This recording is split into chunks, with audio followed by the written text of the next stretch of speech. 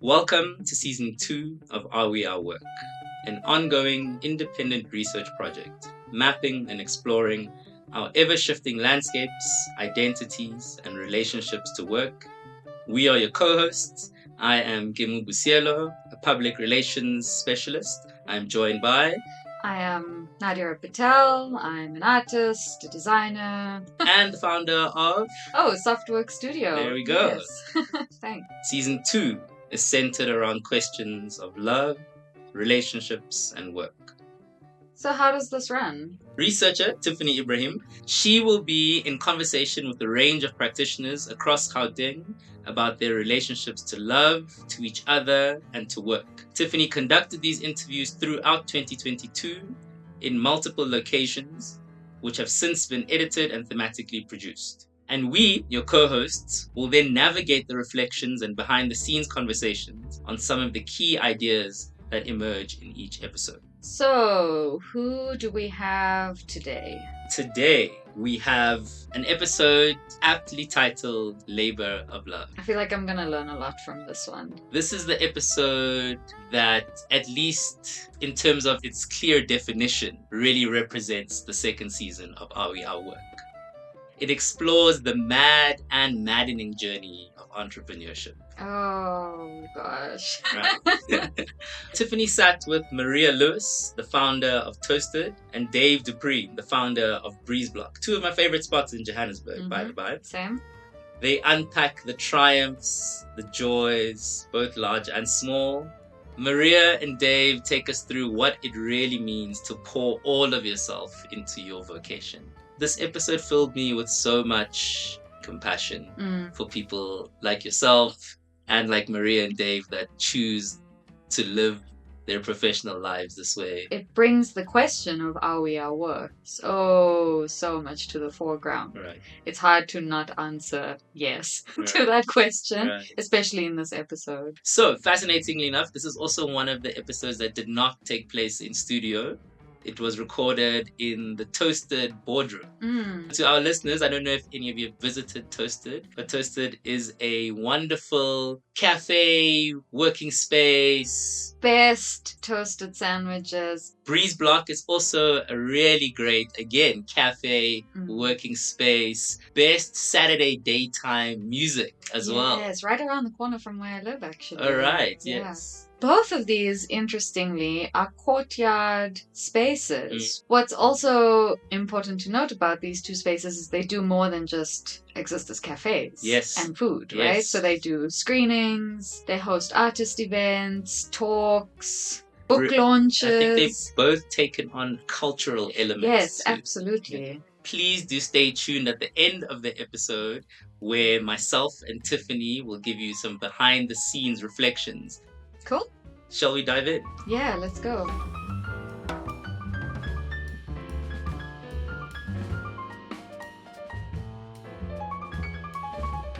You're opening your doors. You're deciding, okay, it's time to let the public in. What did that moment feel like? Did you feel ready? Is there such a thing as, okay, I'm perfectly ready now. I'm prepared. Let's let the outside world in. Yeah, look, I think Breezeblock, a lot of people came and we just were not ready. I mean, the whole cafe was full. Every seat outside was full. The benches were all full. And any restaurant you go to in the first 3 months, it's always dodgy. Mistake town. It's a mistake town. I mean, I remember like if someone moved tables, we didn't really know how to deal with that. And so then people's drinks would be on other people's tables and it was like a nightmare. It really was.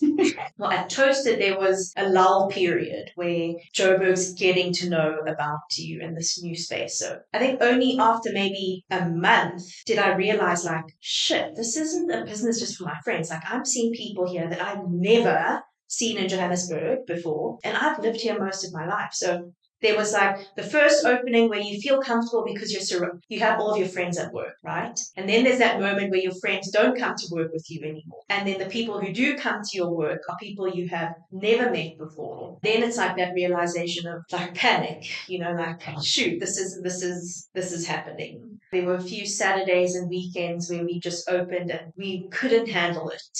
Yeah. It was just more people than I could have ever imagined walking in these doors. So there's like different phases phases of opening, the comfortable phase, then the realization phase, where maybe the first time it hit me what I was doing, was those few days where I was seeing people I had never seen before. And then the third opening phase where you it's happening, you get into grips with it, and then you can kind of get on top of dealing with running this business, which I think happened months after actually opening. What are the thoughts when it was flooding? Like the team and I would just look at each other and we'd say, incoming, incoming. We would be on a sinking ship. We'd be like, incoming, coffee, tea, it's panic. It's absolute panic that you don't know how to deal with, because I've also never run a restaurant. I didn't even think I was opening a restaurant. It became a restaurant. Joburg made Toasted a restaurant, which is great because the toasties are amazing. But I don't think I was prepared for opening a restaurant. In your mind, what were you opening? Food was one of the many pillars of the space. What are the others? Well, the co-working, the community, the eventing, that sort of stuff, which was more my focus and my sweet spot. The part that wasn't really my sweet spot actually became the thing that defined us most. So that was really challenging. I'm assuming that you're feeling like you can't let your customer know that you're feeling panic. Oh, people could see the panic in my eyes. There's no ways you walked into Toasted when there were 50 people in the courtyard in the second month of opening and people are waiting an hour for their toasty, that you couldn't see that I was screaming on the inside. And then there were some people who were nice about it, and then some people who were not so nice about it. But I guess then you kind of play to your strengths, and my strength was, being personable and going to people and being like, sheesh, so sorry, so you kind of just pick it up in other ways. You just do the best you can. I guess you're understanding initially that your whole team we were just all trying to, but it was stressful. And I didn't actually really also think I was going to be a restaurateur. I was going to be someone who owned the building and I was going to be paid rent. And then I thought, well, how hard can it be, to be honest? How hard can it be? Like, build a nice place, you serve coffee, but it's not a replica. It should be able to be a business that is replicated, but there are a lot of moving parts, so you're making food and every meal has the opportunity of not being okay. I mean, it's fascinating that both of you don't come from a background of food and restaurateuring, and now that's one of your primary pillars to your businesses. And I like that you've foregrounded that you underestimated what it would take by asking yourself, how hard can it be? Now, in retrospect, can you tell me, why is it such a delicate and challenging practice to work with food and people in an establishment? This is an open office, a lived out user experience. The people you are working for, essentially your clients, are facing you, and you can see when they're impatient. You can see if they're unhappy. You can't escape it. I can't go and sit in the back and cover my ears and hope for it to pass. The client is in front of you. It is the most client-facing I've ever been in my entire life. And I've worked in client service. But you type in a freaking email, hope this email finds you well, as per my last email if you're really upset with them. Here, it's just, you cannot escape the good or the bad. And the decision to keep your menu or your food that you're offering quite basic, it doesn't sound like that made it any easier. Mm-hmm. Can you explain a little bit why? Why am I so wrong in that assumption that just because it's a toasted sandwich, it should be easy? The thing is, consistency for a small business will make or break you. And no matter how simple the thing is that you're making or difficult, if I come here on Monday and I have a cheesy goodness and it's great, and I come here on Tuesday and I have a cheesy goodness and it's not great, that can sink you.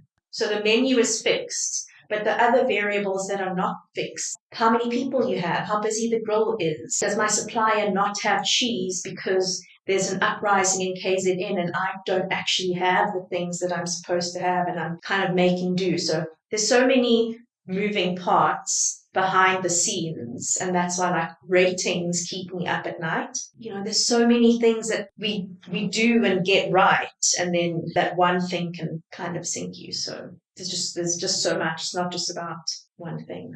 It's the whole customer experience. Yeah. Right? So yes, I guess the food is one element, but it always tends to be one customer, they come in and then they'll order something and for some reason you don't have it, which is something you really want to avoid. And then it'll be the same customer, for some reason the barista makes the coffee slightly too cool, or they don't like coffee that's almost the right temperature, and suddenly it all just stacks up and you've like got an unhappy customer. And that damage control? I think for me, I've always wanted the exchange to feel fair, actually, but stacked in the direction of the customer. I would like the customer to come out and go, that was good value, not price-wise, but the whole experience. I actually benefited, So I think when someone's unhappy, you want to try and make it good, right? You can put your foot down in a certain way, and I think I draw the line when it comes to the team and people being obnoxious and rude. But other than that, I agree with Dave. People are paying you for a service, and I would expect no different as a customer. Can we talk about the team manager dynamic? Hands down for me, the most difficult part of running this business. And I never expected it. I never expected that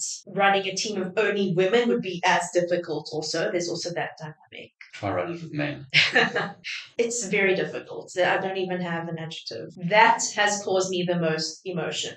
An emotional breakdown, the team dynamic, when it works, when it doesn't. Yeah, I find it super hard. I mean, in the beginning, we had, people not trusting each other, like a barista who had a massive ego, two of them actually, both males, as it turns out. The team thing, it's difficult. Also because you're straddling like a really weird line of, I care about these people. The things that we remember most from work was our working relationships. And this is no different, even though I'm the boss. Like, I care about my team. And I have always been adamant that if I'm going to start my own thing, I want to create a working environment that I would have thrived in and I would have enjoyed. So I think that's why a lot of the team is still here, because together, and it's not just me, together we have created a working environment that you don't want to leave, which I think is important. I want to talk about the point at which you felt okay to step away. Can you take me through what it means to be so involved and then feel like, actually, I need to learn or train myself to step back? Busy work is so addictive because it takes your mind off of everything. Doing coffees and doing this and enjoying it, it's taken my mind off the problems and the things I should be dealing with, the strategic things and the running of the business and stuff like that. So I kind of hid behind the busy work for as long as I could. And then I had to stop with the busy work because things were starting to fall apart at the seams a little bit. And then when I got back into, all of that back end stuff, I felt really sad because then work wasn't fun anymore. And it was hard to sit and focus and do those things. But you don't have work friends when you're the boss and when you have a small business. It's very lonely. Yeah. No, I mean, you're it. And I think I didn't know a lot of people in the trade either, so there wasn't a lot of people I could bounce stuff off, and I guess you kind of think, oh, you just have to kind of fix it yourself. I don't like to romanticize what I do. It's hard and it sucks a lot of the time. And there isn't anything in this business that I have not done, from cleaning the toilets to selling my car. A big learning curve for me was just how much this industry is money in, money out. You could hit huge numbers for the month, but at the end of the day, it's still a product that you're refreshing all the time. So it is a challenge to be profitable. It's just part of business, winning and losing and recovering. That's what it is. And that's what I signed up for. Yeah, I think it's a difficult business. I think in the sense that for me, and especially now, I'm quite conscious of it, is like how expensive things are becoming for all of us. Restaurants, all in all, it's a hard business because there's almost like a exploitation of labor built into the pricing of the goods. All the stuff just stacks up and stacks up and stacks up. And I think it's a very difficult business to make profitable and to be able to compensate people as much as you want to. It's even harder. I think the odds are really stacked against us, largely as small business owners. Yeah. Like, if you want to run an ethical business, you are not going to see a dime of profit for a long time. And I signed up for that, so it's happening, and it's been hard, but it's okay now. That's what I was saying earlier. Part of the reason we went into business ourselves was so we could, well, for me, and you mentioned it as well, was that we could do things the way we wanted. We felt they should be done. But I do feel the squeeze. And then you just, as a human being and as an individual, you find where to make up that margin somehow. Like, there have been miracles over the last however many months of Toasted. So profits every now and then. not really. Yeah. Yeah. And not But in terms of the labors you put in. Yeah, no. But lots of benefits. Like maybe, my life's no longer about profit, but I'm getting a lot of benefit out of the life I get to live on the dime that I have. I'm happy. Yeah, I read it. Yeah, I read it.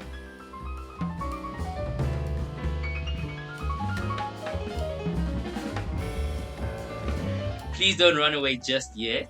Everyone's running away to go get toasties right now. Stick around for a bit. I sat down and interviewed Tiffany on Labor of Love.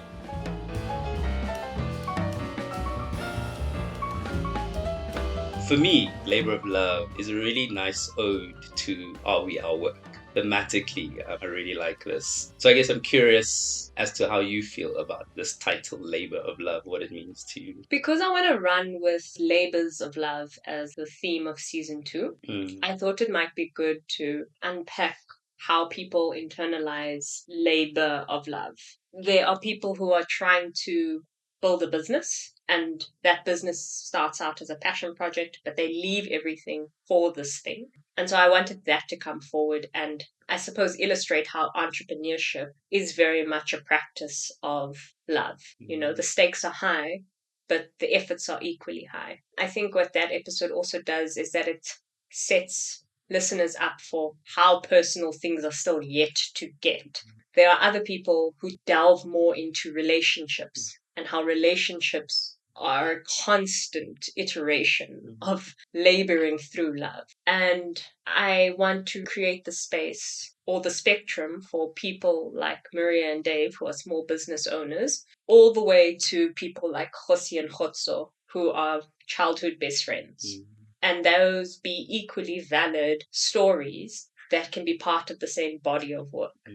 I can't think of a term or a phrase that is as inclusive, as relatable, and as familiar than the term labor of love. So that's why I thought maybe start with introducing the concept of labor of love and how people are thinking about love and the work that goes into that. I think it was Marea specifically. She mentioned that her joy lies in the menial aspects of the work, actually doing the day-to-day, making the coffee, talking to your clients, talking to your customers. Who she does frame as clients. Right, yeah. I mean, she comes from an advertising and marketing background. Right. But yeah, I was curious about how you feel about when she said that the daunting, the parts that almost bring her like to emotional breakdown are actually behind the scenes, like the growing of this business. Her biggest stress, and Dave agrees as well, was managing a team. You're dependent on a lot more people to steer the ship. And she gives this really great analogy of their ship sinking and her team calling, incoming!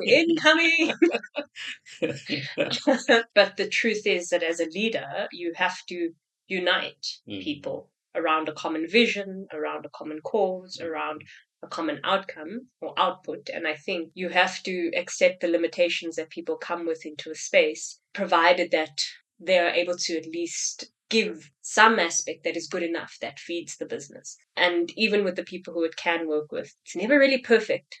And I think that's hard, especially when it's your brainchild and you want the perfect contribution to your project. Their practices are super difficult and just not enough support. And they talk about the loneliness that comes with being in that position.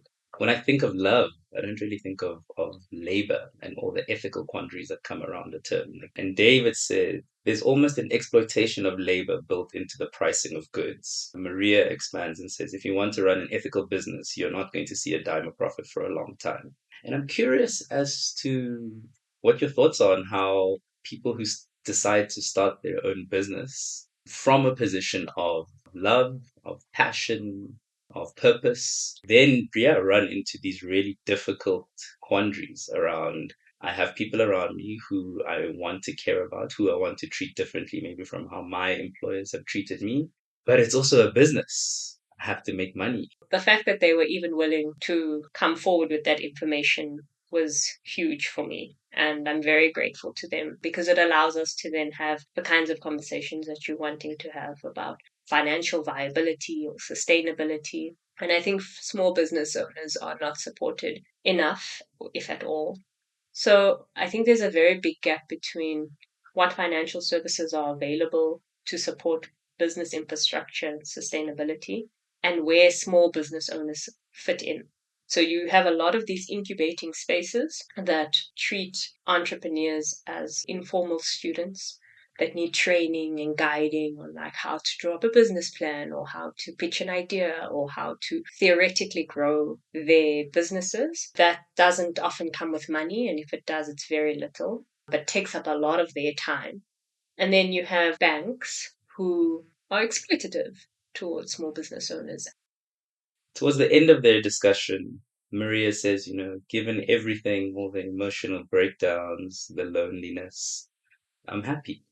She says, you can turn around at the end of it and say, look at what we did. What is this happiness? And how or why is it different from the comfy, lush, guaranteed salary at the end of the month? What happens in the alchemy of pouring your love into your labor that produces happiness? And I don't know, I can't speak for them, But like if I had to give it a shot, I would say creative freedom, self-determination. People leave the formal labor market feeling very disillusioned and tired and worn down.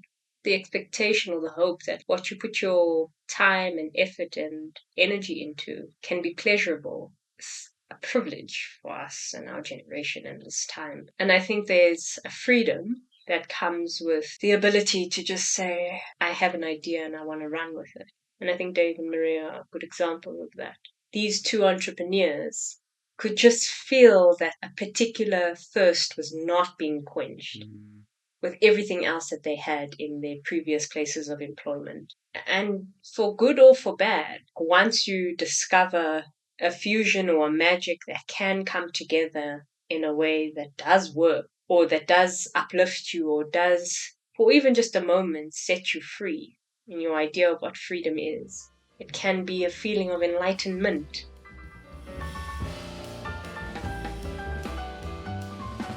Cool. Okay. Are We Our Work is an independent research project and podcast anthology series centered around questions of love, fulfillment, relationships, identities, and work. Co-hosted by Nadira Patel and Kimobo Cielo. This episode was produced and edited by Tiffany Ibrahim, sound design by Joao Orekia, music by Buma Levine, illustration by Softwork Studio, and web design by Sky Quadling. To stay up to date with the project, please check out at Are We Our Work on Instagram.